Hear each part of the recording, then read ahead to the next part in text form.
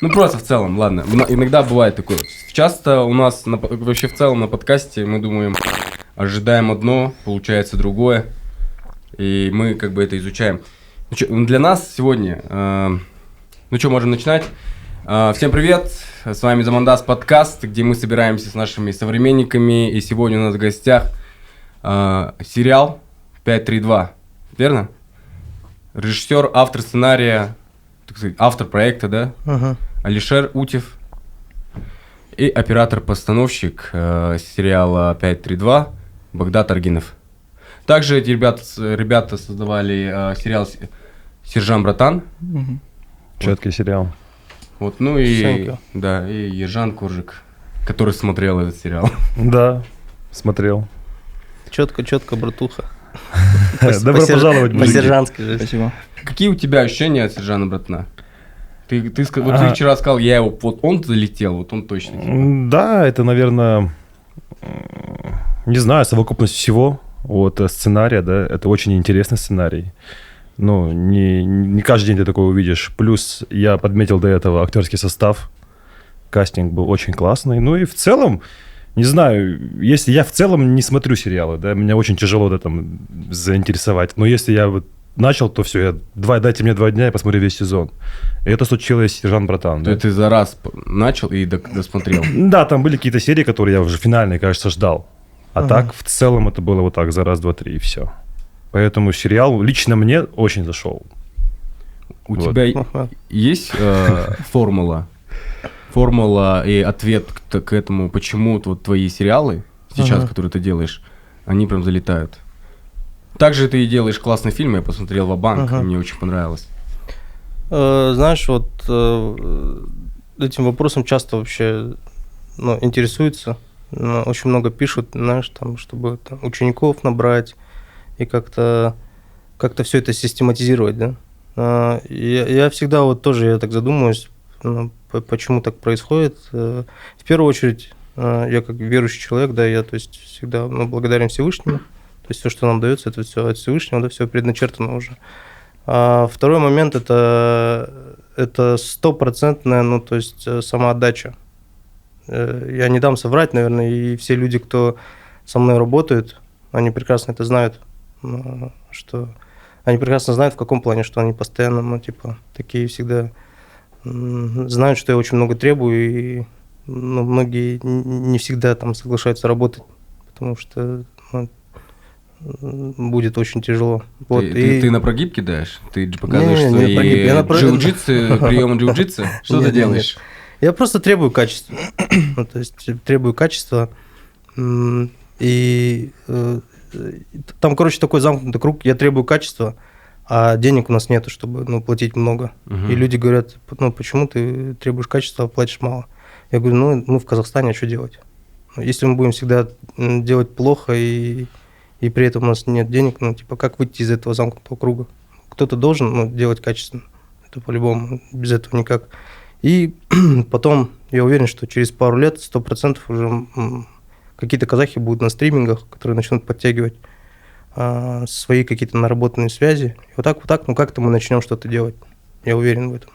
Вот. Что касается вопроса, четкого ответа нету. Я считаю, что это hardworking, в первую очередь, да, 100%, то есть самоотдача, ответственность. Вот. Наверное, все. Я не скажу, что там я супер талант, там еще что-то, вот так. Вот по моим ощущениям, наблюдая за тобой пару лет уже, в целом мы с тобой познакомился с тобой, я слышал о тебе от Нурлана Сабурова. В целом, это, по-моему, он сказал, что и ты единственный человек, который, предложил ему, он согласился на твой проект залететь. Это фильм «Брат или брак», да? Это первая часть, где играл Нурлан. И он на тебе настолько говорил, он говорил, это мой бро, это мой братан, я хочу он, можно сказать, по-дружески, да, согласился на твой сценарий, ему было самому посмотреть, что это такое, что это за, себя посмотреть в фильме. И тогда ты был сценаристом, да? Ты был больше сценаристом, режиссер был Ернар, да. И у меня ощущение такое, что ты просто посмотрел, как это все делается, ты посмотрел, пописал, да, И ты такой, не, у меня есть что сказать, я могу и по-другому. Я сделаю лучше. И у тебя были первые наработки, да, у тебя были как бы первый проект, второй проект, третий проект. Так, я понял, вторая часть, Ва-банк, сейчас Тойхана, то есть большой полный метр. Да, опыт написания сценариев, багаж другой, да, других, это же тоже нельзя. Нельзя так сказать, что ты взял и с ноунейма взял, стал режиссером. Нет, там годовые багажи, да, десятилетия. Да. И вот ты приходишь в сериалы, веб-сериалы, вообще в другой формат. Ты начинаешь делать «Сержант Братан» вместе с Алемом Соушелом. Окей, там еще не раскрыт еще весь твой потенциал. Когда я посмотрел, я говорю, он еще где-то, это не тот фильм, наверное, который вот он бы еще бы, это не его весь потенциал. И я смотрю 5.3.2, посмотрел 2 серии, я говорю, вот кажется, вот сейчас он попал в ту самую точку, куда он метил вот все эти годы. Я примерно правильно анализирую? Да, все верно. Насчет того, что я сделаю лучше, не было такого, что я прям хочу сделать лучше. Нет, изначально, знаешь, какая ситуация была, когда вообще я до этого там в КВН играл, потом на телевидении работали, там туда-сюда, вот такие всякие телевизионные вещи. А потом из последнего, что было на телевидении, это вот Тенгостудия делали, я был там... ты еще с телевизионным опытом, у тебя Тенгостудия, да, ты делал... Да, я там был, получается, исполнительным продюсером, шоураннером, можно сказать, исполнительный продюсер плюс авторской группы, то есть я их контролировал, авторские группы все. Вот. Потом была такая ситуация, когда я вообще кино, люблю сериалы, там всякие такие вещи, и, получается, в кинотеатре сидел, смотрел казахстанский фильм, вот, я посмотрел, вот, типа, и такой, понял, что... я подумал, почему-то у меня такая уверенность была, что я могу это сделать. В плане сценарно, там, и типа, по режиссуре, наверное. То есть, как-то так. То есть, я как-то себе представлял, что я могу сделать сценарий на 100%. Я был уверен, 100% было. Вот, и как-то мы что-то разговаривали с Нурланом туда-сюда. Нурлан тоже говорил про кино и так далее. И потом... как-то все так срослось, что надо делать фильм. И вот как-то вот так все поехало. Потом вообще изначально, еще когда был бизнес по-казахски, то есть примерно как-то у нас был такой разговор, типа, может, ты режиссером будешь? А я такой, нет, ты что, типа, это же вообще капец, режиссер, там, где я, где режиссер, это вообще, типа, очень сложная штука. Вот. И соавтор у меня есть Арстан Каунев, который писал «Щекер». Арстан, much love. Да, мой друг, сокомандник. Вот, и мы с Арсом написали сценарий. Я помню, мы вообще с киношной тусовкой никак не пересекались. Написали сценарий, пришли на читку, читаем, и я думаю, вот сейчас нас киношники уничтожат. Капец, там вообще какие-то с улицы пришли чуваки. А есть такое? Было это такое? Что уничтожит? Ну что такое взгляд сверху, пришли чуваки, самодеятельностью занимаются. 100%, конечно. Когда еще никакого уважения к жанру. Конечно, когда еще, говорится, там, приставка КВН, он вообще же все обнуляет. Ты там, как будто ты, знаешь, с колодца вылез и сейчас пришел на читку. Да. То есть такая ситуация. И, в общем, пришли, когда прочитали сценарий, то есть все работает, в принципе. Мы тоже не пришли не так, просто не ниоткуда, то есть бэкграунд 0, я литературу читал и так далее, и то есть Арс тоже сам развивается очень максимально. Вот. Мы пришли, все сработало, как мы хотели. На самой читке ты же видишь, когда читаешь для людей, да, все сработало, все окей. А потом, когда уже начался съемочный процесс и так далее, я когда увидел всю эту кухню, что вообще там происходит, и далеко все непрофессионально, далеко все не так круто, как я себе это представлял. Вот, и... Не было разочарования? Чуть-чуть было такое. То есть я не скажу, что в ком-то, я в общем в индустрии, что очень много людей, знаешь, такие, которые приходят и говорят, я пока сейчас на вот этой позиции побуду, у меня потом там срастется, я уйду. Вот такая ситуация, да, или там, да ладно, не мой проект. А я всегда переживаю за свою фамилию и имя в титрах. Это очень важно для меня. потому что это останется, это никак не стерешь. Это очень сложная такая штука. И как бы вот с этого начался процесс, и дальше больше, потом я уже и в режиссуру начал вникать и так далее, и я понимаю, что есть, да, что сказать, не доказать, а сказать. Все, я там никогда не уверен, там, что у меня там проект стрельнет или еще что-то. Вот, вот, в общем, вот так. Привет, Бага, как ты? Привет, кто не знал, это Бага Аргинов. Это на самом деле, почему мне важно было, Бага, позвать тебя, потому что, не секрет, мало дают дань уважения операторам-постановщикам. Всегда за этим есть режиссер, сценарист, там, шоураннер, но мало дают такого респекта именно. Дают, наверное, среди коллег, да, но нету такого именно масштабного, чтобы тебя там зауважали, так что я считаю, что у тебя прекрасная работа. Кстати, сори, перебил. Вот операторская и сценарная вообще работа, вот она всегда, то есть в тени. Обесценивается. Да, она всегда в тени. И вообще есть такая тема, когда ты идешь там в киношную, вообще в киношколу, если ты хочешь, если у тебя какое-то эго, амбиции, то не иди на сценариста, ты всегда будешь в тени. То есть ты, может быть, какие-то деньги будешь зарабатывать, но будешь в тени. С операторами тоже такая штука происходит, но из-за того, что у нас сейчас кликабельное такое более, то есть вообще время, то есть операторы очень хорошо на всяких клипах, рекламах, да, очень круто себя могут показывать. Вот Бага один из таких представителей. Бага, тебе слово. Скажи, пожалуйста, вот операторские, да, почему в 5.3.2 ты принял решение снимать? Вообще, в целом, ты часто снимаешь на очень 16 миллиметровый, даже 12 миллиметровый, да? Почему? Ты настолько видишь этот мир шире? Нет. Твоя душа настолько шире? Я первый раз познакомился с широкоугольным объективом, это в клипе «Желтоқсан» Жайықпен жүздескенде. Да. Я очень сильно там полюбил широкоугольные объективы. Потом в Шикере, это было для меня экспериментом, где в кадре даже прибор ставить, Астера вот это. Обычный зритель не знает, что такое Астера, а наши коллеги знают, конечно.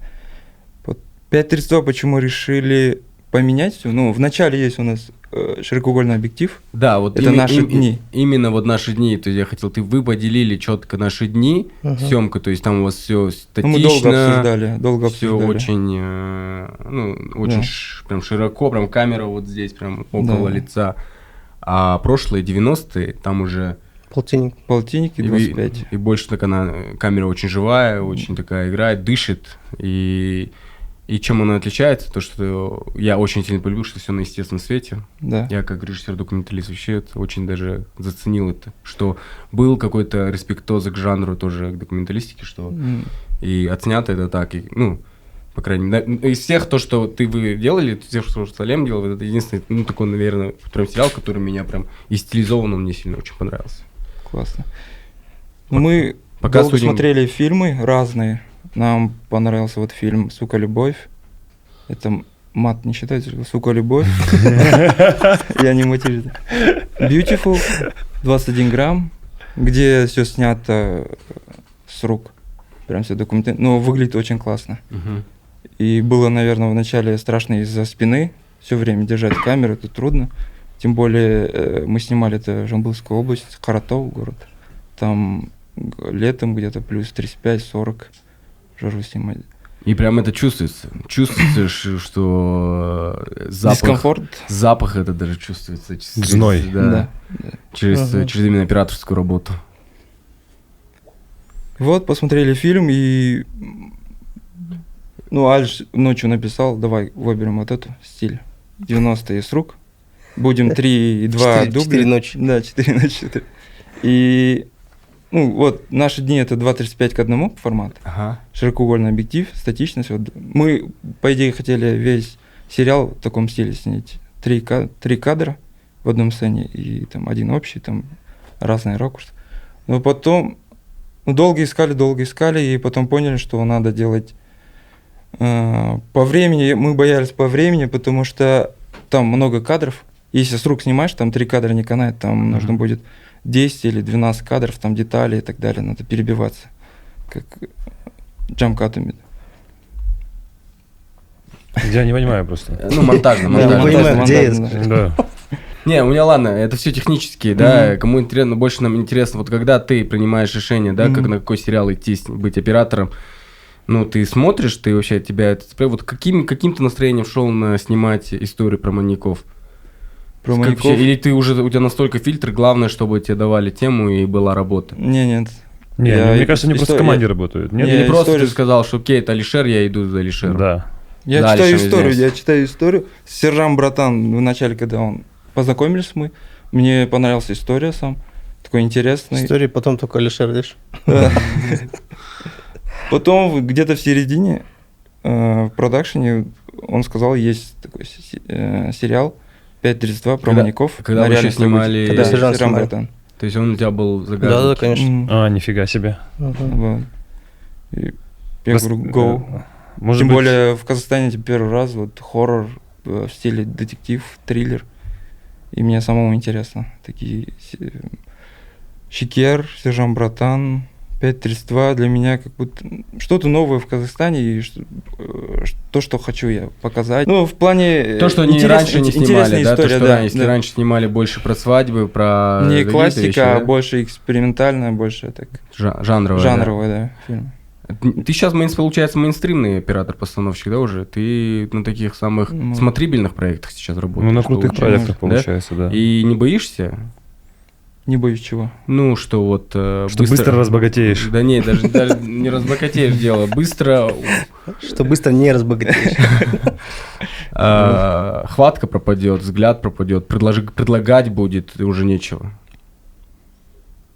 Пока не думал. Потому что тебя же ценят же за то, что ты должен, тебе режиссер приходит, ты должен предлагать каждое что-то новое. И я думаю, что навряд ли бы режиссер приходит и говорит, мне нужно так же, как Сержант Братан, или мне нужно так же, как Шикер. Он говорит, я тебя увидел в твоем проекте, и ты должен предложить ему что-то новое решение, верно? Да, конечно. И у тебя должны быть такие карты, окей, тут Джокер, тут туз. Не боишься, что ты их потеряешь? Да нет, кино, мне кажется, это вообще безграничная вселенная, и там можно что угодно.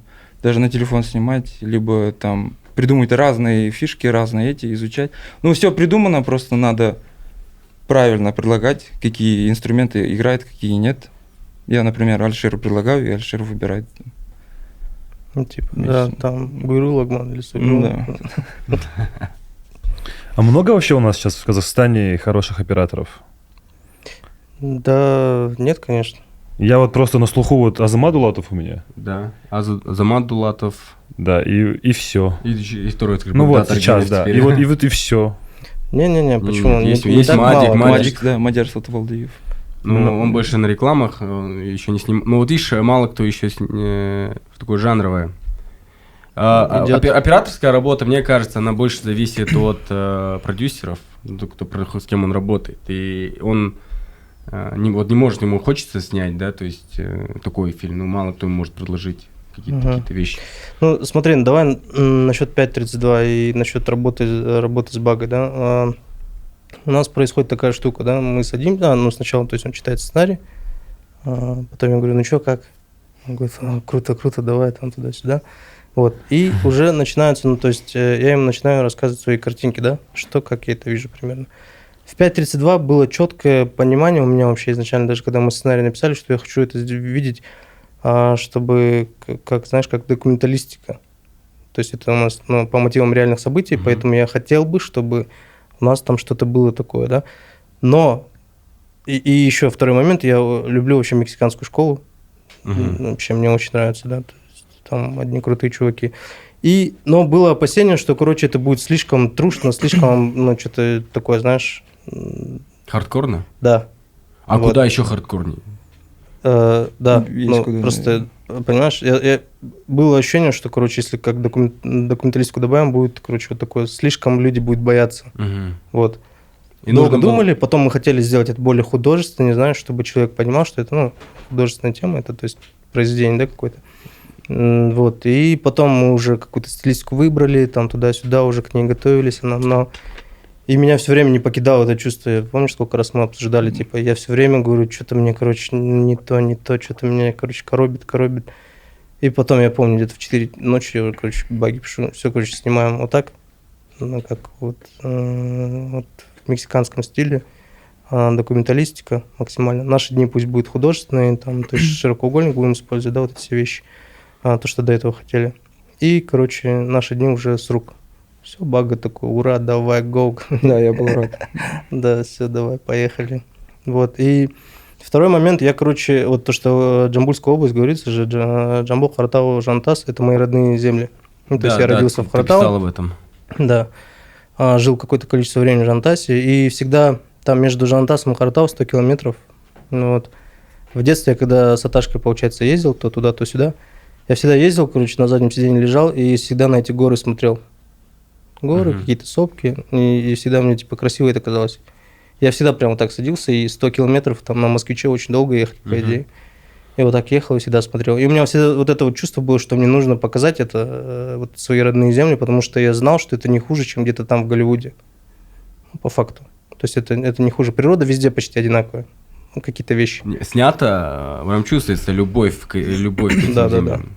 Вот. И я хотел это показать. Все не знал, где это показать. Потом второй момент, когда это же, ну, какой-то собирательный город, где происходят какие-то вещи, да, в период какого-то количества времени. Вот. Я боялся, конечно, чтобы не было обратного эффекта, чтобы, ну, мы не называем какие-то города вообще. То есть происходит какой-то казахстанский город. И не хотел, чтобы был обратный эффект, чтобы, ну, на мой родной город пошел какой-то негатив, что там, знаешь, типа маньяки там, и так далее. Наши зрители очень мнительны, они боятся, что, ну, там какая-то ситуация Да, происходит. ты уже таксиста без работы оставил, и продавщиц беляшей тоже без работы оставил. Да. И, в общем, такая ситуация, я хотел вот показать на наши родные земли. Это вот я к чему веду, что представь, это всего лишь Джамбульская область, всего-то 100 километров, ну, то есть, где мы вот снимали. Ну, то есть, вот этот диаметр там 100 с лишним километров. То есть, если у нас по всему Казахстану проехать, там такие крутые, ну, локации, которые можно использовать. Вот, и с другой стороны, я хотел показать, что, типа, можно использовать другие локации. Просто нужно как-то выезжать, что-то придумывать, делать. Да. И еще один большой тебе респект за то, что у тебя появились новые лица на экранах. Ну, Что и новые, свежие, прям видно, что виден их энтузиазм в глазах. Ну, видно, что вот это вот есть какая-то химия, и очень приятные лица, приятные актеры, хорошо отыгрывающие, ну, как бы... И местами кажется мат излишний, и местами кажется, что так, скорее всего, не разговаривали в то время. И вот как ты, вот, когда вот насчет диалогов, я знаю, что это одно из самых сложных в сценарном плане, писать диалоги. Когда ты писал, как ты оправдывал мат, как ты оправдывал эту речь? Были ли у тебя вопросы, блин, а так разговаривали или так вот в 90-е точно? Да. Помнишь? Да. Когда я разговаривал с бывшими исследователями, там, с консультантами, поверь мне, они разговаривают еще хуже. Ну, то есть, и люди, которые нас встречали там на месте, да, которые нам помогали. Да. Ну, вот Бага свидетель, как там разговаривают. То есть то, что показано в сериале, ну, это вообще цветочки. И то есть, ну, представь себе человек, который, ну, занимается вот такими вот сложными, самыми сложными, да, вещами, вот, убийствами такими, да, маниакальная там наклонность, серийные маньяки.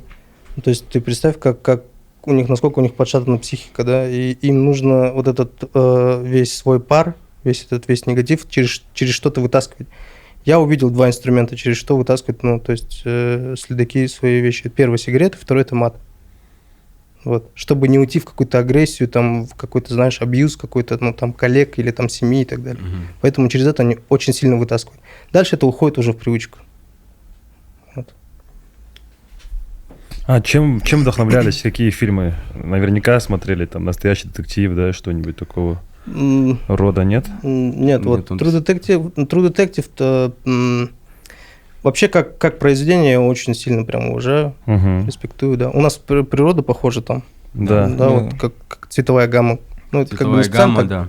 Да, как-то так вот получилось. А больше, то есть, чем вдохновлялись, это было у нас вот именно в сторону мексиканской школы и в сторону корейской. Такой.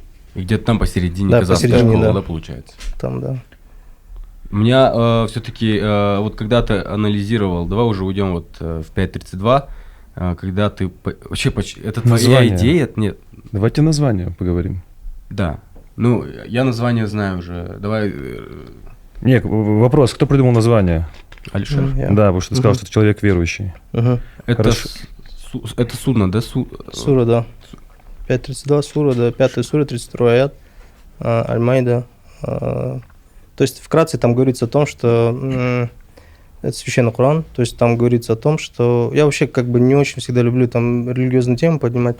Ну, объясню там для всех, что грех за убийство человека, да, приравнивается Всевышним, как будто бы ты убил все человечество. То есть насколько это большой грех. Да, да? убить человека. Да.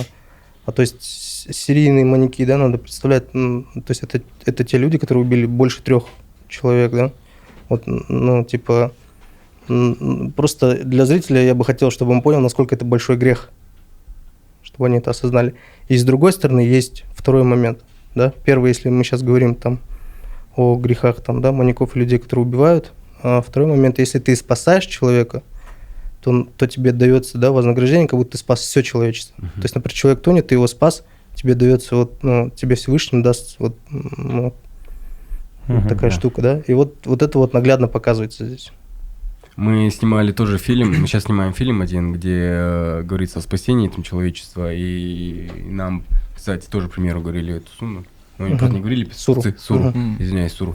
Не говорили про эту цифру, но они говорили значение, если ты спасаешь одного человека, то это равняется, что ты спас всего человечества. Да. Окей. Это я говорю про работу полиции. Ну, мы поняли. Да, то есть, чтобы, с одной стороны, и показать их работу. Потому что у нас вообще прям сильно же хейтят. То есть, знаешь, как-то иногда это очень... Ну, вообще, мне кажется, сейчас хейтить – это какой-то стадный рефлекс. То есть, если ты не хейтишь, ты типа не модный, там, не крутой. Вот. Но когда, если бы эти люди пришли и прочитали там хоть одно дело, у них бы там, знаешь, ну, типа волосы дыбом встали, они бы там много чего бы поняли.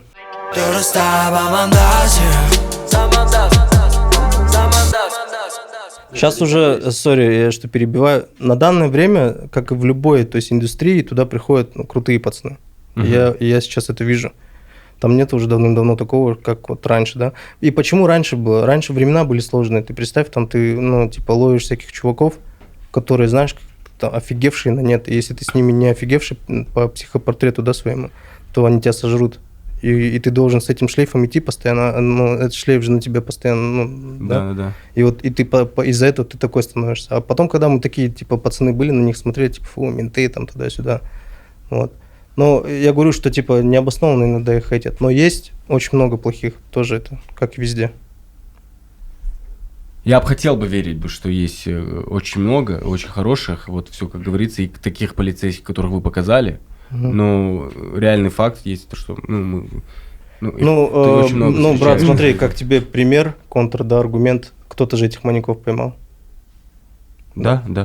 Значит, кто-то работает. Ну, у меня еще есть такое мнение, что каждый может быть полицейским, да, там, условно говоря, да, но не каждый может быть там вот опером, да, таким детективом.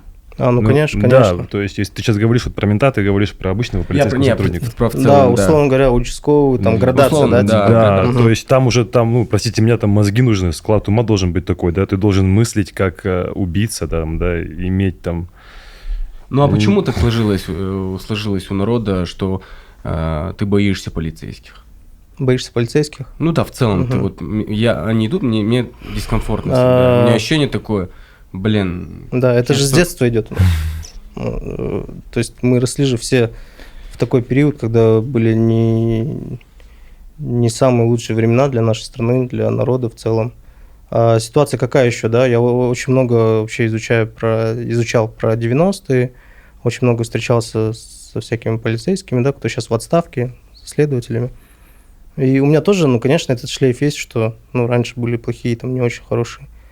Какая ситуация? После развала Союза по всему бывшему Союзу начались прям войны, ну, то есть организованных группировок, бандитов, ракетиров и так далее.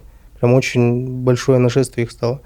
Вообще в СССР не было такого понятия, как отдел по борьбе там, с организованной преступностью. Он появился только после развала Союза, потому что уже не справлялись, получается, полицейские с ракетирами, и создался вот такой вот отдел. И, получается, все силы бросили туда. Вот. Соответственно, была какая ситуация, зарплата, они рассказывают, у них зарплаты, ну, то есть не то, что и маленькая, плюс еще и не выдавались там годами. Типа, да, чувакам как выживать? Конечно, там будет коррупция, это же ясен пень, что им нужно кого-то присануть. Ну, то есть, какая ситуация? Они видят, они же тоже психологи, они видят, что пацан там, например, за гаражами там траву курит, и видят, что он слабенький по психотипу, да, своему. Они его прессуют, конечно, на словах, и понимают, что он им даст, ну, там, типа, деньги. Видят, что там какой-то чувак посерьезнее, они же тоже люди. Они там могут его раз там-то пропустить.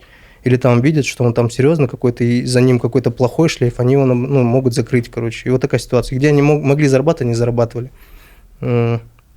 Поэтому, ну, то есть, не очень хорошие времена были для полицейских, ну и, в общем, для всех нас. Багас, личный вопрос. Вот ты как сын полицейского, вот ты с самого детства, ты как вообще рос с ощущением, что у тебя папа полицейский? Там есть, наверное, и... Триггеры, да? Да, есть. Нет. Там есть, наверное, и плюсы, и минусы. Ну, для меня в детстве они все были добрыми дядьками, которые, Алексеевич и так далее. Все так встречали, обнимали, все здоровые, много курят, много пьют, при мне там маты и так далее, это все правда. Мой папа работал командир конного взвода. Это где... Конного взвода? Да, конного взвода. Питомник, и рядом еще питомник собак, где ищут там наркотики и так далее. Я каждое воскресенье просто всю свое детство проводил там. И верхом катался каждый день. Там у нас вот в детстве были эти сериалы «Зена, королева воина», типа Геракл. Я просто там палками вот игрался там.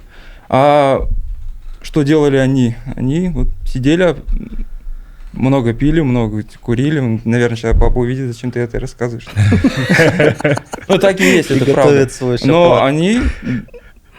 Не знаю, когда вот 5.32 снимал, вот Думан и Шалхар, задние планы и так далее, это, наверное, от бэкграунда, что я видел в детстве, что как они курили, эти ракурсы, движения. Наверное, от бэкграунда, да. Бэкграунда. А не было какое-то обидно или было такое, что, где-то было, типа ты мог умолчать, что твой отец полицейский? Нет, вообще типа нет. вот среди Я с гордостью всегда говорил. Да, то есть ты всегда это оправдал? Да. Ну это круто, это очень-очень похвально. Просто потому что мне всегда ощущалось, каково людям, когда вот, если там какой-то момент настроения ты ловишь народа, да, и бывает же таком вот именно вот эти 3 месяца, большой хейт, да, и как это воспринимается близкими. То есть ты Нет, такого не было. Я всегда с гордостью говорю, что мой отец вот командир конного взвода, вот так.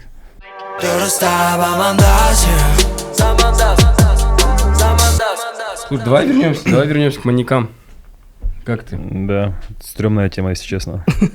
Ну, серьезно, я сколько не смотришь всего, блин. Это всегда жутко интересно, это всегда жутко интересно, и ты всегда пытаешься, как зритель, пытаешься предугадать. Ну, я не знаю, это какая-то же игра, ты думаешь, блин, вот, наверное, вот он, да, вот. Ну, у вас чуть-чуть сложнее, потому что вам приходится одну историю, да, вставлять в одну серию. Там 38 минут я посмотрел, да, но это очень тяжело. И поэтому получается слишком динамика очень быстрая, и человек не успевает там подумать, поразмыслить. Одна главная, да, история от старика, который в каждой серии продолжается, да? Да, это Билайн, получается, то есть основная у нас линия это вот 90-е, то есть его флешбеки, да, какие он дела там расследовал. И Билайн, то есть это наше время. Вот. А вот этот старик, который вот каждую серию на серию падает, он до сих пор жив, да? До сих пор жив. Ему осталось типа 30 дней жить там. Ну, не в реальной нашей жизни. Имеешь в виду как прототип? Да. Нет, это художественный вымысел. Это все художественный вымысел. Я понял, ты про самого этого чувака. Наше время это вот художественный вымысел. Все, что уходим в 90-е флешбеками, это на реальных историях, на реальных событиях, по мотивам. Расскажи нам, вот ты пишешь комедии, да? Ты пишешь Туйхану, ты пишешь Ва-Банк. Офигенно. Мне очень понравился Ва-Банк. Поржал, потому что мне понравился вот такой очень американский мир построили казахскими лицами. Ты вот пишешь комедию, да? И как у тебя в загажнике, в кармане сериал про маньяков? Такая ситуация у нас вообще в СНГ очень сильное деление идет между, знаешь, типа коммерческими и артхаусниками какими-то, то есть, которые или там арт-мейнстримовыми чуваками. У меня чуть другая позиция. Я считаю, что все, что мы делаем, это ремесло. То есть мы ремесленники. я не считаю себя каким-то авторским голосом там, или там, артхаусом. То есть я считаю, что если ты ремесленник, условно говоря, как Финчер, то ты должен делать все. Или как там Тодд Филлипс. Да? То есть ты должен уметь все. То есть я считаю вот так вот. Ну, я могу легко переключиться. Ну, то есть я считаю, что сделать комедию, которая будет держать зрителя за яйца там, на протяжении там, 90 минут, это ну, сложнее. Потому что там инструменты, то есть они очень легкие, и то есть им легкие можно... и в этом плане сложнее? Что они Нет, очень они легкие, и знаешь, какая ситуация? То есть они легкие, какие-то вещи очень легко запоминаются, и очень много потом режиссеров, сценаристов их используют. И, соответственно, весь уже, ну, то есть твой какой-то каркас, твои инструменты, они по ходу дела, ну, то есть уже заезженные становятся. Приходится искать что-то другое. Вот. В этом плане сложнее, да. Что касается какого-то серьезного кино, да, то есть там сериалов, там, мне кажется, инструменты такие, которые фундаментальные, которые могут, ну, типа, держать в какое-то количество саспенса. Ну, то есть, если разделить весь сценарий, да, на поминутно, то есть по битам, там есть инструменты, которые могут хорошо держать зрителя. Вот, знаешь, ну, то есть смех, он такой, ты посмеялся, и ты ждешь его еще раз, да, а когда ты в саспенсе держишь, ну, то есть человека... Ты зашел? Да, все, ты зашел, ты показал человека там, знаешь, в шкафу, да, ну, там, и вот он, а этот не подозревает, уже для человека, ну, то есть саспенс. Всегда зритель, да, всегда же болеет за слабого психологически, то есть и мне кажется, что это чуть полегче для меня. Вот именно комедию, то есть я считаю, сложнее сделать хорошую. Я не говорю, что я там суперкомедию делаю, но ну, когда-нибудь я думаю, что я сделаю такую, что будет интересно прям реально сильно. Супер. То есть это прям вообще, это вообще ломает в голове мышление, что ты говоришь, ну да, всегда все говорят, что классную комедию сложно сделать. Да, конечно. Комедия, которая не штампованная, держит людей. Ну, знаешь, какая ситуация, вот, например, кто, да, кажется, если я не ошибаюсь, Данелли говорил, им говорят, блин, классные комедии делайте там. Вообще вот этой советской четверки, которые все делали комедии того времени, да, все, которые крутые, там говорили, типа, вот классную комедию делаешь, что все, и он говорил, блин, да я же не комедию делаю, а драму делаю. Да, типа, да, его все, ну, типа, как жанр считают комедию, ну, типа, вот такая ситуация. Ну, сложная штука.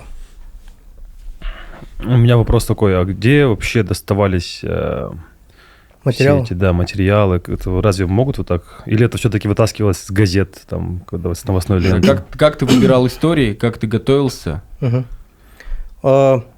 Готовился, в общем, вот так я. Я брал за основу только серийных маньяков. Серийные маньяки, то есть это те люди, которые... Это не люди, которые убивали больше 3 жертв. То есть это уже серийники. То есть они от процесса получают удовольствие. Такая тема. Я в разработку брал именно эти дела. Ну, 80% дел, они в свободном доступе, если хорошо поискать их. То есть очень много можно найти ссылок, печатных всяких изданий и так далее. Это же история не только из Казахстана, да? Большинство из Казахстана. Вот тоже многие, знаешь, так говорят, у нас капец, как будто розовые очки такие, что в Казахстане все круто, классно. Блин, в каждом городе был серийный маньяк. Нет, если честно, да, но если честно, хочется, чтобы ты сказал. Блин, вот я почему спрашиваю, потому что у меня в моем даже вопросе есть надежда. Ну скажи, что они не все из Казахстана. Да. Потому что мне было тяжело успокаивать свою жену. Моя жена перестала смотреть. Сказала, мы решили, то есть я буду сам смотреть, она не будет смотреть, потому что, типа, ну, она прям боится. И я еще как-то могу это выделить. Ну, для меня это, типа, это художественный вымысел. Я смотрю это как кино. Даже если эти герои настоящие, то есть они с моим миром, с моей настоящей вообще никак не связаны. Но есть люди, которые переживают, и им тяжело это смотреть. И в этом вопросе я хотел, моя была надежда, чтобы ты сказал, ну, конечно, они везде есть, да. И ну как жить? Да, вот видишь, какая ситуация. Но по моим ощущениям, все-таки мы должны вооружиться. То есть у меня изначально были такие мысли, что я хочу до зрителя донести. И специально была вот эта, то есть вот эта документалистика, то есть, да, по стилистике, чтобы человеку было прям, знаешь, по ощущению прям вот стрёмно. Вот прям, чтобы мурашки шли, вот эти все вещи. И когда мне пишут, что у меня там мурашки шли, и мне там то-то, то-то, там, знаешь, все сработало. Все, вот абсолютно все биты, которые мы по сценарию прописывали, да, все сработало, и я этому очень рад. Я думаю, что если люди будут чуть-чуть как-то осмотрительнее, да, или как называется, ну, типа, будут чуть-чуть не в розовых очках, то, ну, много чего можно избежать. Если за счет этого сериала я предотвращу, да, ну, не дай бог, какое-то убийство, то есть у меня такие мысли. Я надеюсь, что, может быть, на том свете, ну, то есть мне, ну, что-то воздастся. Конечно, есть обратная сторона, что говорят, вот сейчас, типа, сняли сериал, сейчас вот маньяк какой-нибудь посмотрит, пойдет на улицу, это типа ему руководство, как убивать, да, инструкция, как убивать, короче. Есть такое, да. Да, я говорю, что, ну, блин, кино не так работает. Ну, мы же не единственная нация в мире, да, мы же не единственная нация, у которой вот кино только развивается. Ну, посмотрите Корею, посмотрите там Штаты, да, вот как там развивались. Ну, там столько фильмов про маньяков, да, я специальную историю... В Штатах есть на Netflix есть специальные документалки, прям именно про маньяков, которые куча именно на настоящей истории. Да, которые, да. И то есть, если там не было всплеска таких вот штук, да, там, типа, ну, такого плохого всего, то, ну, все нормально, да. Кино, я считаю, что кино все равно не так работает, и именно что посмотрел и пошел, короче, да, если это не прям явно какая-то агитка, которая была сделана специально, да, для этого, там другие инструменты. Я все-таки из лучших побуждений. Я за то, чтобы люди видели в этом хорошую сторону. Они почему-то не видят, что это, знаешь, как дано, потому что, то есть люди, зрители никогда не соприкасаются с маньяками, и вот они видят, у них такой диссонанс, капец. А ментов, когда там полицейских, они видят постоянно. И вот эта работа их обесценивается. Они типа не смотрят на их точку зрения. То есть я говорю, почему ты не видишь, что человек, ну, из серии в серию он ломается как, ну, то есть психически, да, уже персонаж. То есть он вначале такой чуть лучезарный, еще какая-то у него есть надежда, и он с каждой серии становится все темнее, темнее, темнее, да. То есть вы это не замечаете, вот для вас работа полицейских это как дано. Вот защищайте меня, я гражданин, да, там типа, или перекладывать ответственность. А смотрят только с точки зрения маньяков. Ну, я считаю, это неправильно. И кино так не работает. Я всегда пример ставлю такой, если кино так работает на зрителя, да, почему вот «Путь лидера», после «Путь лидера» мы все не миллиардеры. И почему у нас в стране не капец, все воздушно-розовое, все классное. Можно я скажу, добавлю, да, вот почему я, да, вот вообще рад, то, что в нашем кинематографе появляются вот такие жанры новые, да, потому что в какой-то мере это необходимость. Вспомните вот наши 90-е, да, вот я даже помню, что я смотрел по телеку, да, там, будучи щеглом, там, да, у нас там РЕН-ТВ, НТВ, там, Чикатило. Да. И тебе родители всегда говорят ночью: Балам, ночью не гуляй, не шастай, заходишь в подъезд, всегда левая рука на старте, потому что, не дай бог, кто-нибудь ударит. Да. Темный подъезд, лампочки всегда выкручены, везде наркоманы, алкаши, бомжи. И, честно, всегда со школы возвращался, у меня всегда было ощущение, ну, ты наготове всегда. Ты не в безопасности. Да, и ты проходишь Никольскую, там, по сквер, там, да, допустим, и ты всегда такой чуть-чуть, ну, вот, а вот сейчас у нас, да, молодежь, все вообще такие с телефоном вот так гуляют, полуголые, да. Камон, маньяки, они были, они есть, и, к сожалению, они будут. Чего, мы по новостям не читаем, что ли, в Тенгри Ньюс, там, да, там, чувак дома зарезал, там, да, расчленил. Да, это ужасно. Это есть. И то, что мы их не находим, это, ну, типа, они есть. И по телеку то, что мы это показываем, это люди должны видеть. Потому что... Я согласен. Знаешь, какая ситуация была, когда мы в подготовку вышли, вот эта вот ситуация насчет вот девчонки, типа, да, это прям такой бэкграунд. Да, и это такой... когда было? В мае, это буквально полгода назад, я вспомнил. Это ужасная история. Ужасная история, типа, это же показатель того, что, ну, гоню. Ну, то есть, давай не будем уходить туда, да, там, в память, да, жертвы. Ну, то есть, ну, это гонево, ну, вот.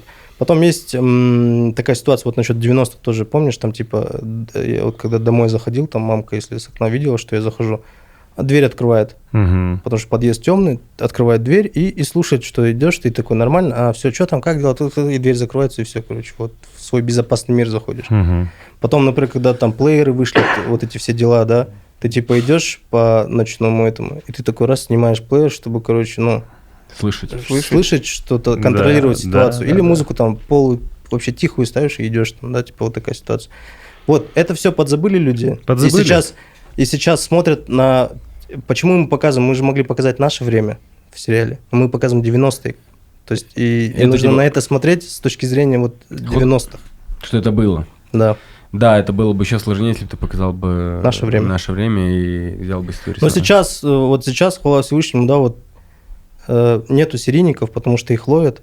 То есть уже, да, камеры, там все дела, вот эти все сотовые, там проследить, и полиция, да, на месте То есть стоит. после первого сразу ловят, да? Да, Ну, после первой жертвы. почти сразу. И типа вот хвала Всевышнему, что мы в такое время живем, когда сейчас это потихоньку истребляется. Вот. Второй момент, на чем я хочу остановиться.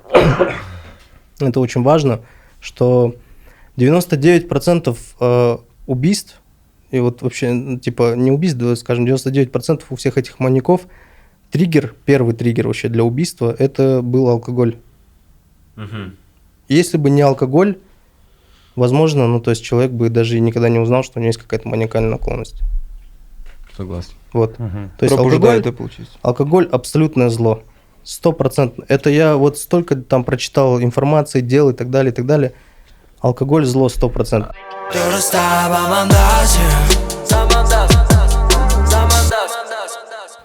Скажи еще, вот, да, ты говоришь, все-таки есть еще какие-то факторы, кроме алкоголя?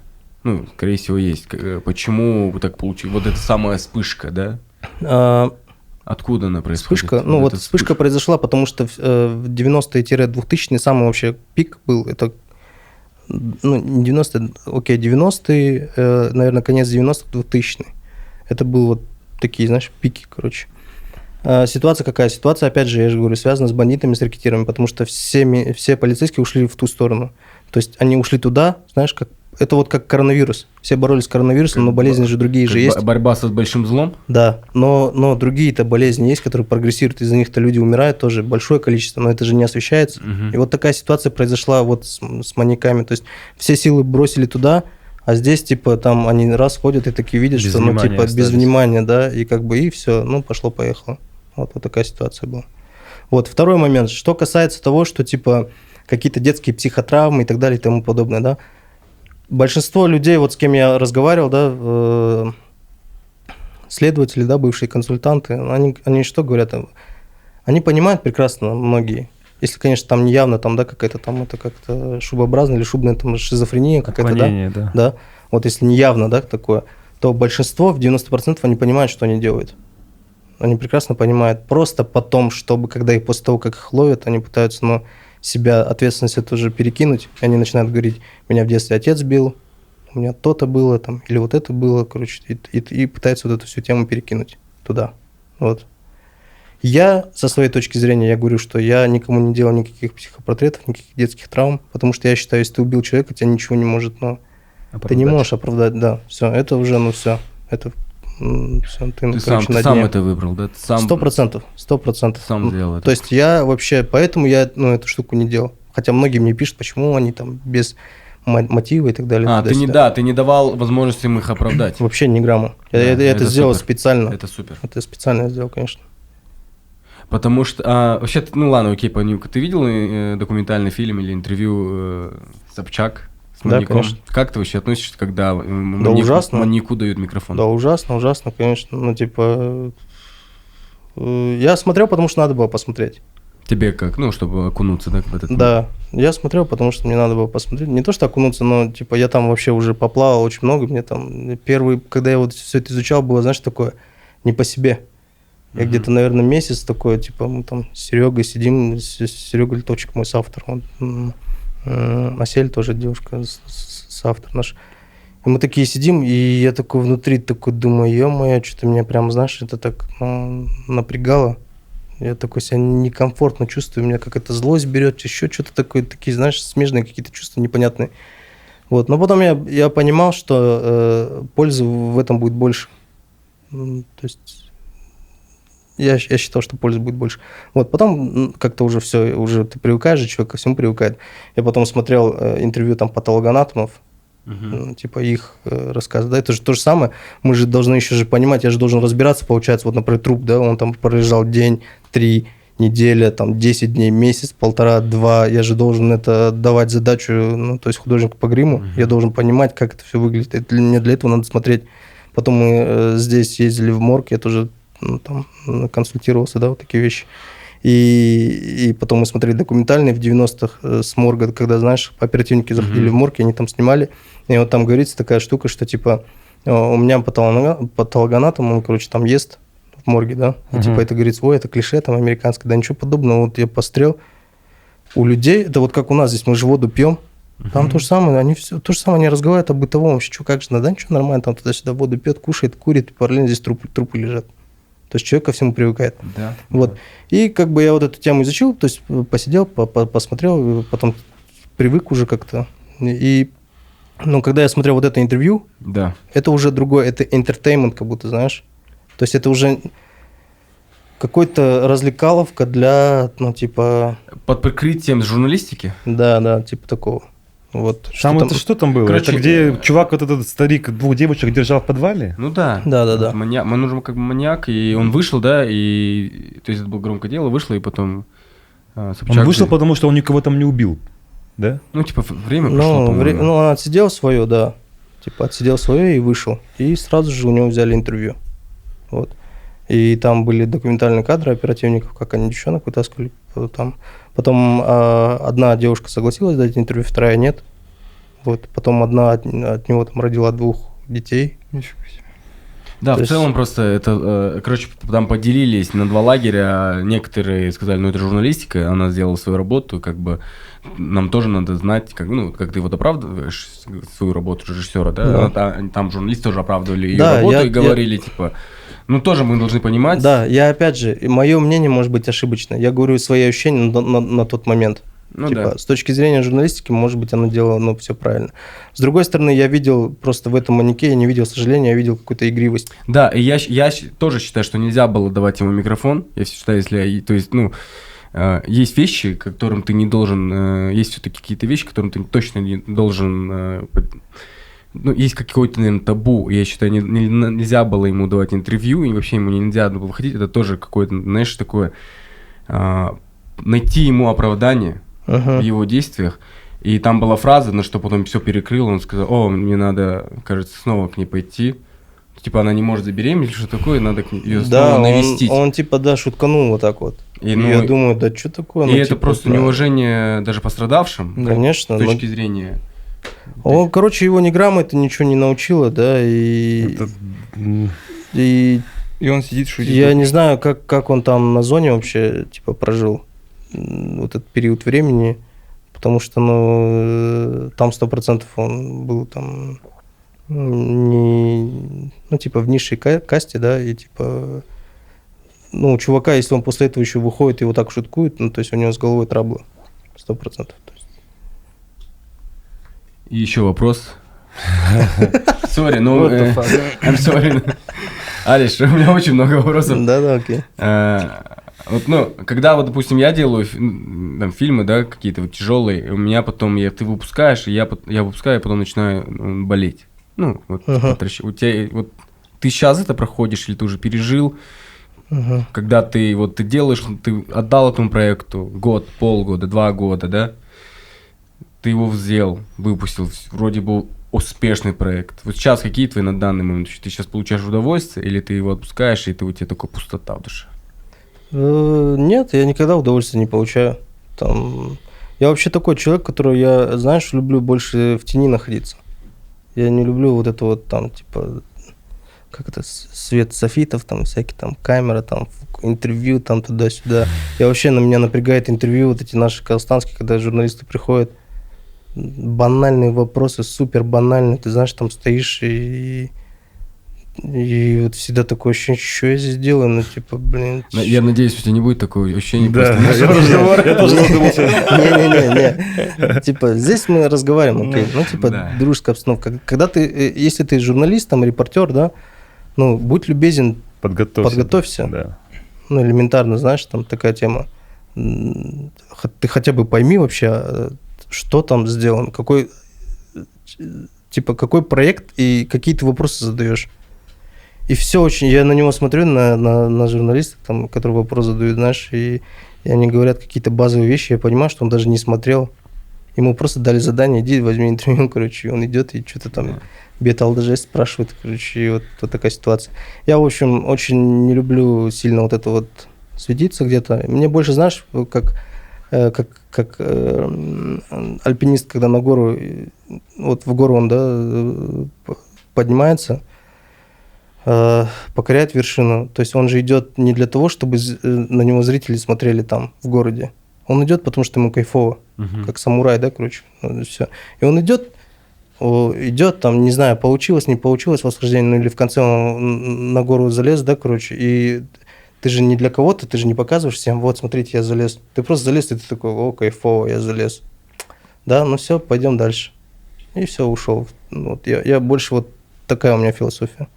Я всегда как бы свой проект отпускаю. Все, я сделал его, там, довел до ума и отпускаю свою жизнь, все. Я там дальше не болею, не сижу там типа, чё, как там туда-сюда или там топить, знаешь, если не явно провокация какая-то. Сейчас многие там провокаторы есть, которые пытаются там сделать, да, там, очернить. Компанию против компании вывести на 5.3.2? Да. Там очернить, что-то пытаются найти, там какие-то там, я не знаю, сатанистские какие-то вещи, знаешь, там такие вещи. Да, не заметил, не видел. Очень вообще, там есть такая ситуация, там в одном паблике религиозном вытащил чувак, говорит, там в 4 серии у дяди Васи номер 36 на мотоцикле и написано DGL, да, и он говорит, 3.6 это 3 шестерки, DGL это Даджаль, да, то есть это человек, который придет одноглазый, который, ну, типа, всех мусульман поведет неправильным путем. Вот, и он такую штуку говорит, короче. Там, я не знаю, 23, это там 2 умножено на 3, 6, еще добавь 2 шестерки, 3 шестерки получится. Ну, типа, такие вещи, да, то есть получается, что в 90-е там, типа, все, кто ездил DGL, там, это Даджаль, ну, типа, такие вещи за уши притянутые, очень пытаются, они, знаешь, за счет чего это пытаются? За счет какого-то негативного бэкграунда на Салем. То есть они все считают, что это производит непосредственно Салем, и непосредственно они участвуют в съемке, и все оттуда как бы идет, какие-то масонские там заговоры и так далее, короче, вот это вся тема, короче. То есть они даже не понимают, что этот контент я снял, и Салем, то есть его как бы покупает, да, то есть он туда никакую руку не прикладывает, условно говоря, в плане творчества или там какие-то там масонские заговоры и так далее. Они же не понимают всю эту систему, вот, и всякие там делают фишки. Да, раз мы уже заговорили про это, почему у тебя не было идеи это как выложить на свой собственный канал, создать собственный канал там, у тебя компания, да, Production Rocket, как называется? Rocket Stories. Rocket Stories, да, то есть если бы ты вызвал бы, ну, то есть если выложил бы на свой канал личный, авторский, у тебя были такие мысли? Да нет. Тот же Сержан Братан, тот же... Не было таких мыслей. Я с Салем, все, кто работает на Салем, ребята, да, именно в плане творчества, мы же все там выходцы из КВН. Мы все друг друга знаем с детства, капец, когда там, ну, типа, сидели в парке, там шутки писали, типа, денег не было на автобус. Такие вещи. И все как бы все разошлись и занимаются своими делами. Очень давно вообще разговаривали о том, что что-то сделать, вот. И потом у нас получился коронавирус, там туда-сюда, и вот у Сержана, да, случился. Когда мы делали Сержант параллельно, то есть я говорил, вот такая-то штука насчет маньяков, да, типа, это все одобрили. Никто бы никогда в жизни не дал бы никакие финансы на вот такую штуку, потому что это же, ну, капец, для медиакомпании это очень рисково. Да. Это нереально рисково. То есть представь такой проект сделать. Вот. И я в этом плане Салему всегда респектую. То есть, что они пошли, да, что они экспериментируют. Да, чуваки, ну, то есть вообще в ногу со временем идут. Есть какой-то хейт, я туда не вникал, что там про государственное и так далее. Например, я никаких вещей, там, типа, в сценарии, там, в мою там, режиссуру, в продюсирование и так далее, никто не влазит, никто мне никакие вещи, там, пропагандистские, никто никогда не говорил, да, чтобы там как-то вот так сделать, или туда нельзя лезть, да. Такого никогда не было, вообще ни грамма. И я как бы в этот конфликт не влезу. Я со своей стороны всегда Салему в этом плане респектую, потому что реально по факту, индустрию переворачивает именно Салем. Это сейчас какой бы хейт не был, да, за счет проектов топовых, весь хейт уходит. У нас говорят, хейт, я его не буду смотреть, все, Салем, блог, туда-сюда. Не, это неправильно, это неправильно. Я сам человек, который вот был за ту сторону, который против Салем, я за пару сериалов, там, начиная Щекер, Сержан и 5.3.2, я говорю, это они очень вовремя и круто поняли, над чем им надо сконцентрироваться, и все-таки их эта ниша, это сериал, это история. Хейт вначале был чисто потому, что это же было, ну, они вначале, наверное, как нам говорили, ощущали, щупали свою индустрию, они вкладывали деньги и в вайны, вкладывали и в шоу различные, там, в стендап, и искали, и вот у них выстрелил первый сериал, там, да, второй сериал, третий, сейчас вот уже 2 года, как они уже начали делать на небольшие деньги делать достаточно качественные сериалы, и которые смотрят не только в Казахстане, это надо тоже признать, и как бы вот это я вот признаю, то есть матч лав, как говорится.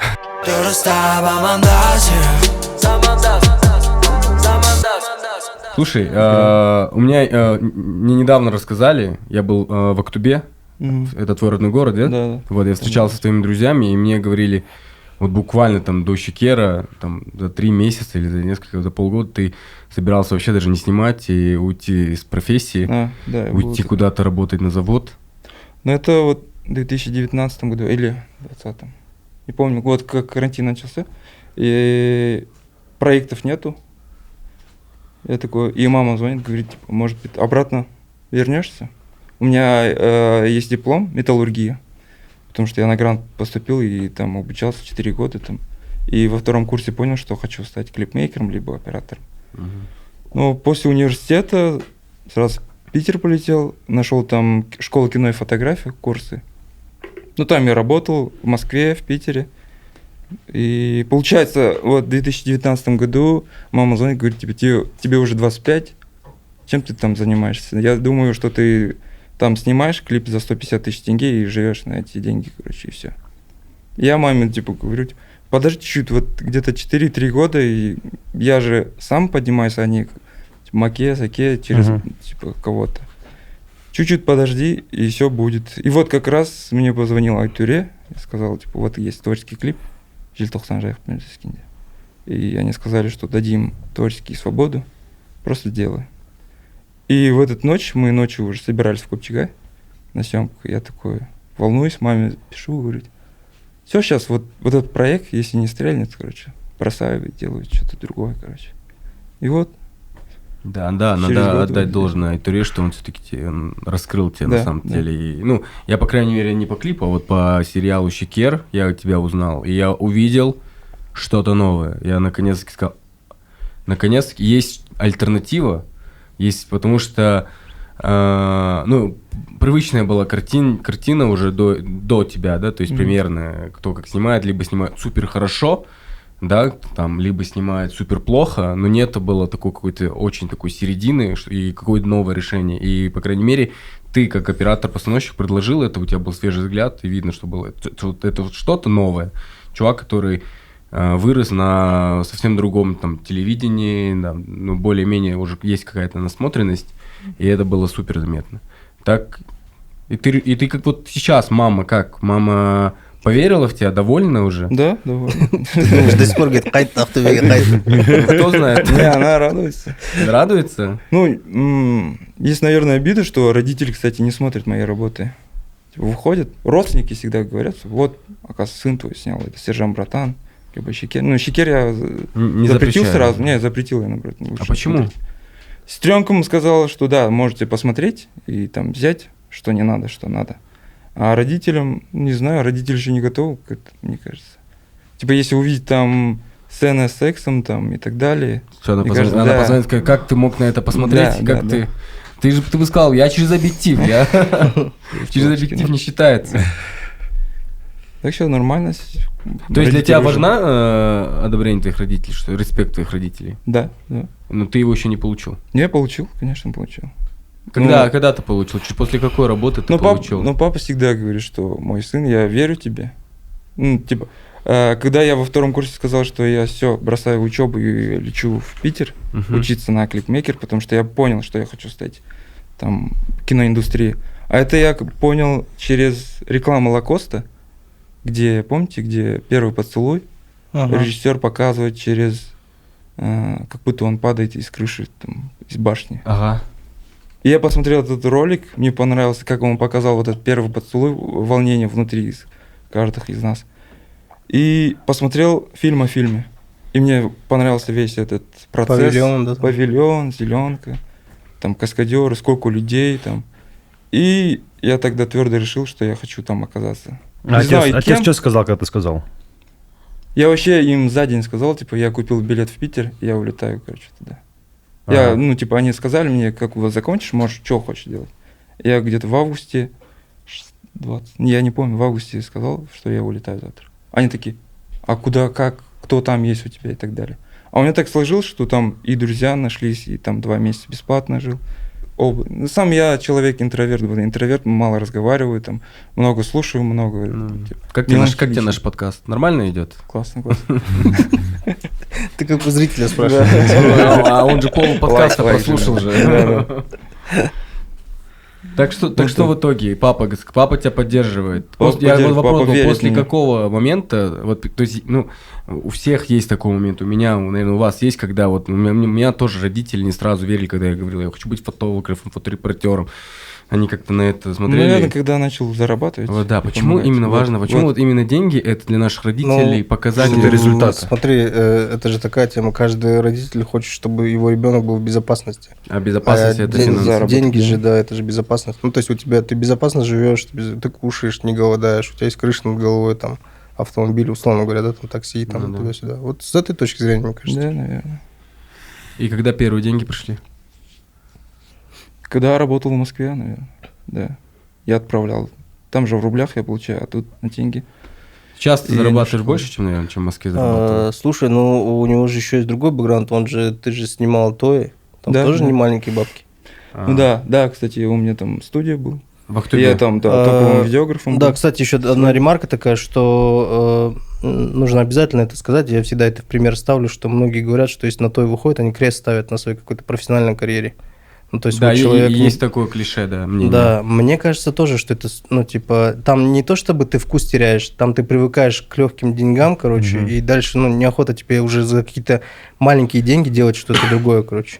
Вот, и как пример я Багу всегда ставлю. Ну, как я вообще... Кстати, это семейное обстоятельство еще. Я начал рано работать, где-то в 16 лет, официантом. Потом увидел фотограф, который моменталочек. И 1500 тенге в день зарабатывали. И потом увидел видеооператора, начал вот такие же камеры Sony, типа динозавры, которые я называю. С плеча Ты снимаю. не обижай нашу камеру. Обесценивай. Динозавр Рекс, это нормальный динозавр. Sony 3000 там. Самый дерзкий динозавр у тебя, Хана.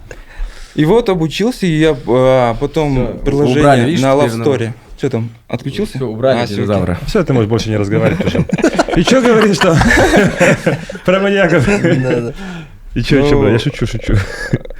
Love Story. Love Story, да, приложение на Love Story. Я посмотрел в этом ютубе эти западные Love Story, я такой думаю, блин, почему так не снимать? И мне это понравилось, еще я в детстве начал, много рисую из головы просто сон или сны, там, комиксы и так далее. Я понял, что если художником не стану, может быть, камера как кисть будет работать у меня. И свадьбу снимал, деньги зарабатывал, нормальные деньги. Но я потом понял, что меня это капец тошнит. Вот ночью просыпаешься от этих колонок, вот это чип-чип-чип, все время, короче. И я решил, короче, надо уехать из комфорта. Чип-чип-чип. Да. У меня тоже бэкграунд свадьбы, я бы тоже свадебным фотографом был в свое время, я тебя понимаю. Это вот начало. Да, я всегда это думал, что это какой-то вот сейчас шаг, это какой-то период твоей жизни. Это нормально, это труд. Да. В этом ничего такого, ну, типа, я считаю, можно быть крутым фотографом, ну, типа, сколько есть крутые, вот, типа, видеографы, фотографы именно стоев, ну, реально крутые, которые у них работу смотришь, нифига себе. Ну, которые любят это дело. Да, и у него ценник такой, там, капец, и ты думаешь, ну, блин, чувак зарабатывает, капец, круто. Если ты это любишь, и мне ты кажется, в любой это сфере, делаешь, да? это круто. Я работал просто потому, что у меня была...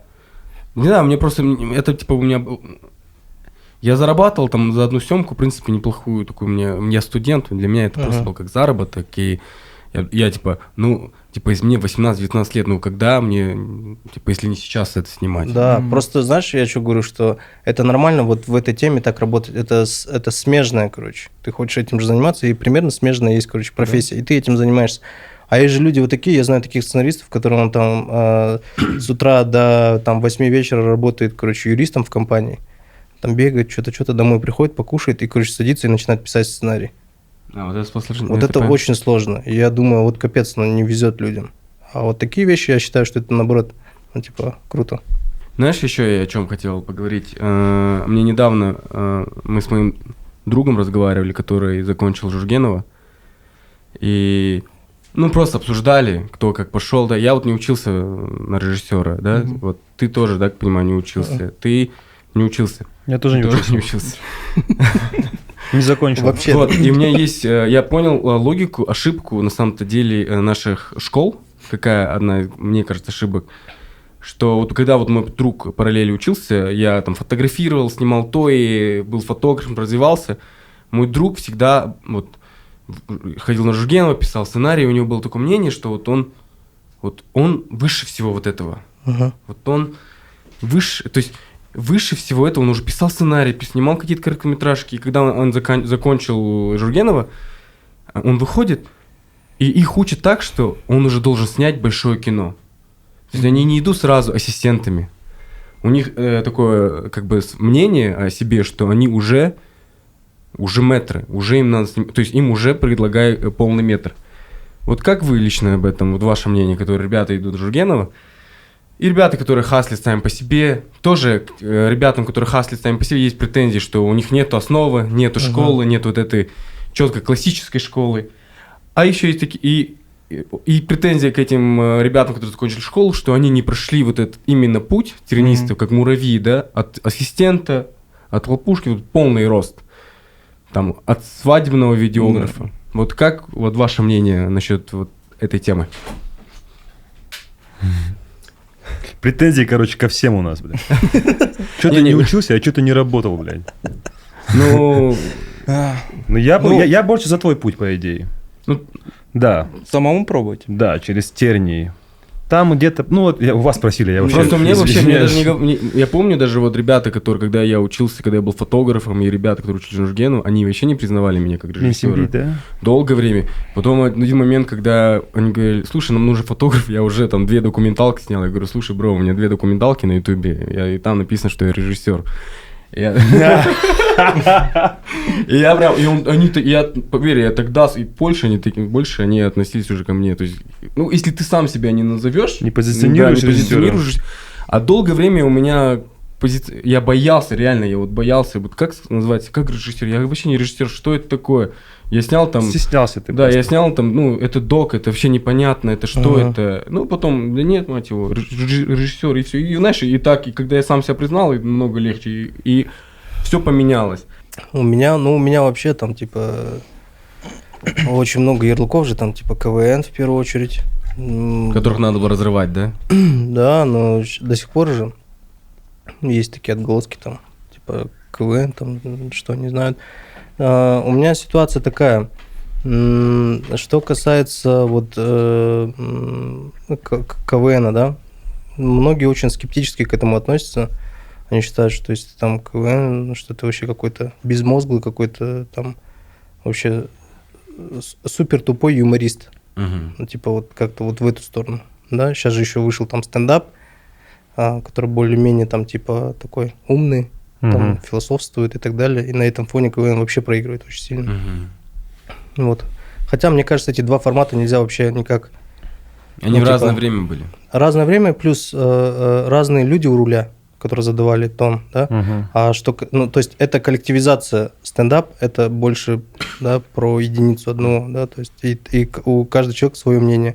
А в команде как? В команде выбирается коллективно, вот это хорошо. И все подстраиваются, и все это делают. Такая даже ситуация. Может быть, кто-то говорит, что это кто-то нехорошо. Против, да, может быть. Но в большинстве тебя не слушают и говорят, нет, вот это лучше. Все проголосовали, там больше проголосовало так. Все, окей, давай, пацаны, поехали дальше. Ты не можешь остановиться много на этом. Вот такая ситуация. И как бы очень много хейта было и так далее. Я помню даже один раз, там, 2019, что ли, году, не помню. Там, типа, там по коммерческим фильмам кассы, короче, берем. В топ-5, там, типа, 3 фильма, там, именно, которые мы сценарий написали. Это какие? «Бизнес по-казахски», «Брат или брак». Да. Вот. И, получается, подходит один агашка, там, связанный с этой вот Министерством культуры, Казахфильм, там все вместе. Не буду называть, там, как его зовут. Он подходит и говорит, ты же, да, вот этот Утев Алишер? Я говорю, ну да. Он такой еще, знаешь, такой наглый такой, есть чувак такой, похабный такой, который вот такой, типа, я владею миром, такой, там, виски в руках. Но я как бы тоже, у меня есть бэкграунд вот этот такой пацанячек, где я могу, ну, там, с локтя въехать, короче, но я его максимально всегда тушу в себе. И я такой говорю, ну да. Он говорит, что там, ты заканчиваешь Жургенова? Я говорю, нет. Он вот так стоит, бля, и ушел. И я такой стою, я думаю, бля, подойти ему воткнуть, что ли. Ну, типа, такое, знаешь, и потом думаю, бля, с другой стороны, блядь, это же, ну, натуральный мамбос, это пережиток на того времени. Ну, если я сейчас подойду, там, что-то ему скажу в ответ, или там, ну чисто по-мужски там поговорю, то, ну, как бы, чем я отличаюсь от него. Я вот этот момент запомнил, что это явный показатель был между нами. То есть он посчитал, что если у меня нет жургеновского образования, что я какой-то вообще типок, какой-то вообще с улицы бомж. Вот. С другой стороны, я считаю, что если у тебя есть диплом Жургенова или какой-то вообще киношколы, почему все люди сразу априори считают, что этот человек круто будет снимать или круто писать сценарий и так далее? Это то же самое, что, например, с Кимопа выходит менеджер, и он, типа, почему он сразу будет крутым менеджером? Не факт же, может быть, он пары прогуливал, может быть, у него IQ не такой там высокий, может быть, ему еще самообразованием надо заняться, может быть, вообще это не его, да? И такая же ситуация Жургенова. Но у нас почему-то считают, что если ты Жургенов, то все, ты, короче, ты уже в топе. Это первый момент. Второй момент. Я считаю, что вся проблема идет от мастеров. То есть они неправильно делают установки своим подопечным. Вот это мое ощущение, что они их как-то готовят к какому-то супер большому кино, там, да, вот к такому артхаусу, какому-то такому. Это опять же наша постсоветская вот эта школа, да. Я когда с американцами там туда-сюда общаюсь, то есть там не делится на артхаус там, или на коммерческое, да, какое-то, там делится на интересно или неинтересно. Ну, как-то вот в эту сторону, и все. Потом, когда говорят, что типа мы снимаем артхаусное крутое кино, и зрители не смотрят, потому что тупые, да нет, ничего подобного. Но, мы понимаем, кому отсылочка. Да. И типа такая ситуация, что говорят, я делаю кино не для массового зрителя. Тогда говорят, вы на него... Для чего ты тогда снимаешь кино? Ты же его должен где-то проецировать, показывать. Это же, ну, это же самообман. Ну, типа, как... Я пишу стихотворение, поэзию, чтобы его никто не читал. Все-таки, по моему мнению, мы должны именно в таких университетах взращивать именно не режиссеров, а вот, знаешь, как, типа, шоураннеров или ремесленников, которому дали работу, и он ее круто сделал. Дали ту работу, он ее круто сделал. Вот это, и вот, ну, только за счет этого. А авторский голос какой-то, я согласен, что это должно быть, да, но супер авторский голос, он не для массового зрителя. Мы долго будем развиваться в этом плане. Мне кажется, нам нужно сначала развить именно массовую нашу вот индустрию, да, в кино, в сериалах, чтобы потом у нас увидели крутых там, ну, именно людей, которые авторскими такими вещами занимаются. Чтобы люди, которые работают на этих проектах, могли зарабатывать, действительно. Да. Чтобы и заработок, это уже это дальнейшее развитие.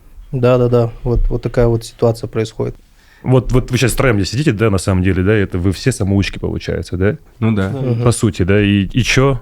Это все талантливые, там, фильмы набирают просмотры, операторская работа, вау, подкаст у него вообще шикарный, да?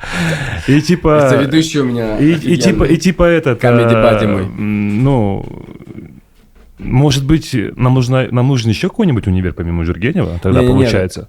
Он классно сказал, нужно выращивать ремесленников. Потому что проблемы в ремесленниках нету, ну, реально... нету... Индустрия страдает от непрофессиональных людей. Если будет много профессиональных ребят, которые сами по себе такие развиваются там в других каналах, то тогда это будет больше толчок. Ну да, и сейчас, в принципе, вполне хватает желания, да, желания что-то делать, и ты пошел на мастер-класс, сходил на месяц, но ты не обязан учиться 4 года, чтобы там в конце получить диплом и говорить всем, я закончил Жургенева. Знаешь, какая ситуация еще есть? Сторона вот такая. У нас... даже идут там или самообразованием, если занимаются, у нас люди не хотят идти вот там в ассистенца. У нас есть вот это какое-то казахское эго, знаешь, когда сразу басикен, короче. Да? Да. Ты это видишь по молодым ребятам? Да, конечно, видно это. Но я думаю, он тоже это видит. Которые сразу хотят.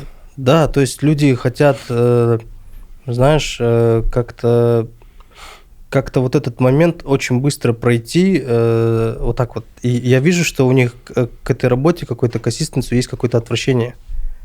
Ну, типа, я недостоин такой, ну, типа, работы, мне нужно там повыше, покруче там и так далее, да. И вот я это вижу, как бы, с другой стороны, я не могу, как бы, человеку это сказать, но я всегда всем видом своим показываю, да, это. Вот у нас есть вот такая вот проблема. Типа, как ее решить, я не знаю. Я говорю, что в плане вообще у нас, в плане производства замкнутый круг. Вот, например, сценарий писать, я все понимаю. У меня есть там 2-3 соавтора, там, или один соавтор. Мы вместе садимся, встречаемся каждый день, что-то пишем. Все в наших руках. То есть я иногда бывало такое, мы дописываем сценарий, уходим, расходимся, я через 2 дня его прочитываю, короче, и пацанов собираю, говорю, пацаны, мы заново пишем. Все, да, ну типа, мы контролируем процесс, мы можем качественнее сделать, я это понимаю. Все, и мы заново опять садимся, да, там Сереге там не очень, Арсу там не очень, там типа настроение нулевка, короче. Но зато мы потом делаем какую-то вещь, и это лучше. Вот. А когда у тебя, короче, 50-60 человек на площадке, из них 45 бастах уже есть, ну, типа, которые не хотят на этих позициях работать, вот там уже трабл, короче, начинается. Ты не все там контролируешь, и, типа, вот это уже очень сложно. Я же говорю, с другой стороны, что это замкнутый круг, типа, есть люди, которым, ну, физически нету бюджета. Вот, например, дали Салим Social вот такой, например, бюджет. Все, мне надо кровь из носа снять его, да, все. И каждый параметр посчитан. Каждый параметр прям максимально посчитан. То есть больше этого ничего не сделаешь. А человек, например, получает, там, условно говоря, 300-400 тысяч, условно я говорю, да, и он думает, поработаю-ка я в полсилы.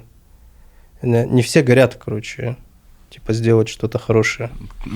Это, понимаешь? Да. Вот эта вот ситуация. Я все больше сейчас ухожу к такой, знаешь, какой-то вот партизанской теме. Я хочу, короче, даже мы когда, помнишь, 5.32 снимали, я уже такой... Меня вот это все напрягает там все, короче. Нанимать людей, которые не горят этим, которым этого не нужно? Нет, не то, что это. Я более партизанская, это когда у тебя маленькая группа. Да, имею в виду маленькую группу. Да. Наоборот, горящая. мешает, когда у тебя, короче, толпа. Много, да. Конечно. Толпа, да, и один хочет там спать, другой хочет там жрать, да, типа вот такая тема. Все кричат, когда обед. Серьезно? Да, ты что, брат, ну, типа, на киношной площадке меня бесит вот эта вот ситуация, когда мы, знаешь, когда мы занимаемся творчеством, и вот эти вещи, когда пожрать, когда поспать, или там какие-то идут хейты там в сторону второго режиссера, что мы там что-то не успеваем, да, и я считаю, что роль вот именно режиссера, продюсера, вот эту всю штуку не прогнуться под вот натиском вот этого психологической атаки. Потому что это все атаки, по сути. Тебя, знаешь, там оттуда тебя, короче, атакуют. Где ты сломаешься? Побыстрее сегодня давай закончим. Ладно, давай побыстрее уйдем. Но вот этот дубль или вот этот свет, вот эта вот локация, все, это же играет в общем на историю. Я-то ее вижу, в общем, да, типа. И вот этот момент, типа, очень важен не сломаться. Потому что многие ломаются под этим натиском, я понимаю уже. А еще люди же, которые из площадки в площадку кочуют, они же, сильные, условно говоря, уже, то есть психологически и так далее. И там приходит какой-нибудь молодой режиссер, его как там навтыкает, он побыстрее лишь бы отснять, монтажирует весь. Все побыстрее. Ладно, хоть там отжиг, да. А потом на монтаже разберемся, да ничего подобного, ты что-то снял, на монтаже тебя не спасет. Да, это не спасет. Да. В этом плане мы снимаем очень мало. Я вообще люблю снимать и мой ассистент. И где-то там продюсер просто организовывает, знаешь, по телефону все это, или где-то по нитевой.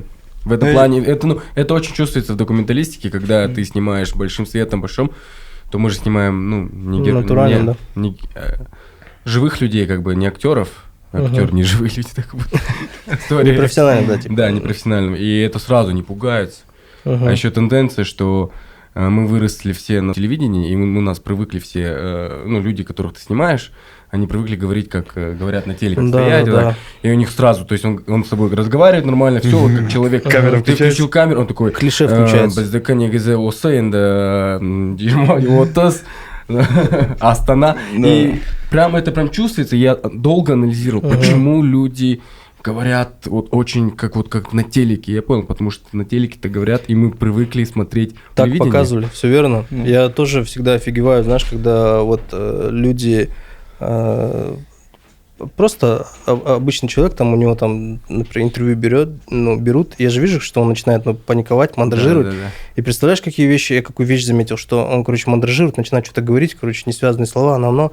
И знаешь, что он делает? Он всегда хвалит, благодарит президента. Президент Кирахмет, то есть он какие-то в порыве, какие-то вещи говорит, короче, вот так. Главное, короче, побыстрее камера, чтобы выключилась, и на этом, остановиться. И есть такое. И вот это вот я тоже об этом думал. Да. Это, короче, клише. Когда они в телек смотрели, и там всегда такие люди стояли. Саламатсыздар ма, менің атым бізде Қазақстанда бәрі жақсы, нәрсе. А вообще у него спрашивали там за плов какой-нибудь, да? Ну, условно. И он эту модель поведения повторяет. Президент класс. Условно он про плов будет говорить так же. Он эту модель поведения повторяет. Он ее видел в телевизоре и типа повторяет. Есть такое, вот тоже об этом задумался. Классно это, типа... Да, и я думаю, что будущее наше поколение, оно, которое выросло на Ютубе, уже которое на Ютубе, на ТикТоке, они будут совсем по-другому разговаривать. И включи камеру, они будут очень живыми, будет настоящая органика. То есть это совсем... И между ими и нами будет... То есть и ребятами, которые выросли на том поколении телевидения, будет большой прям гэп, большой пласт в разговоре, речи на камеру. Да. Ну да. Думаю, ребята, все. С вами был Замандас подкаст. У нас были крутые ребята, гости проекта 532. Оператор-постановщик Багдад Аргинов, режиссер, автор проекта Алишер Утев. Спасибо. Мой комеди-бади Ержан и я. Американский. Было круто, ребят. Все, Рахмет, пацаны. Вам, Рахмет, Надеюсь, это будет не самый маленький просмотр.